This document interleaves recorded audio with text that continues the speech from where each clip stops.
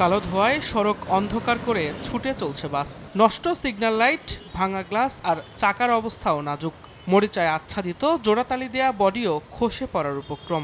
এমন লক্কর ঝক্কর পরিবহন দাপিয়ে বেড়াচ্ছে রাজধানীর প্রতিটি সড়ক।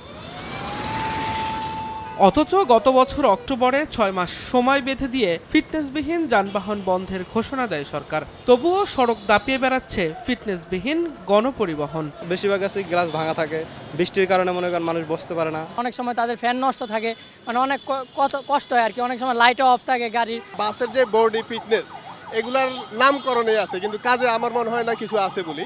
এদিকে কোনো রকম জোড়াতালি আর নামমাত্র রং দিয়ে দায় এড়ানোর চেষ্টা করছেন বাস মালিকদের কেউ কেউ। পট্টিগুলো দেখছেন, এই পট্টিগুলো দিয়ে এরকম কাজ হয়, নতুন করে কোনো সার্ভিসিং নেই, যা আছে অমনি ভাঙ্গাচোরা রয়েছে।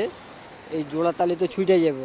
কাগজে কলমে বৈধতা আছে জানিয়ে দায় সারছেন মালিক সমিতির নেতা।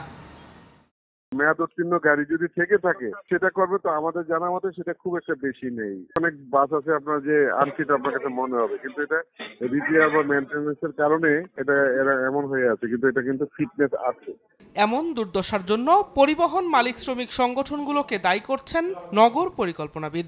একটা গোষ্ঠীর কাছে নগর পরিবহন ব্যবস্থা সম্পূর্ণরূপে কুক্ষিগত।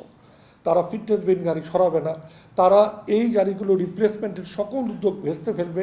বিআরটিএ চেয়ারম্যান জানান, ফিটনেসবিহীন গণপরিবহনের বিরুদ্ধে অভিযান শুরু হয়েছে। নির্বাহী ম্যাজিস্ট্রেট জানান, সোমবার যৌথ বাহিনীর সহায়তায় রাজধানীর ৮টি পয়েন্টে অভিযানে অর্থদণ্ডের পাশাপাশি ২ বাসকে পাঠানো হয়েছে ডাম্পিংয়ে।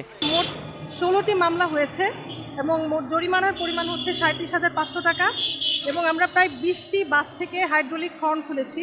তুরাগ এবং আকাশ নামে ২টি গাড়ি ডাম্পিং করা হয়েছে, যাদের ১ বছর আগে থেকেই ফিটনেসটা ফেল ছিল এবং কোনো রুট পারমিশন ছিল না, ট্যাক্স টোকেন ছিল না, মানে গাড়ির কোনো কাগজপত্রই তাদের ছিল।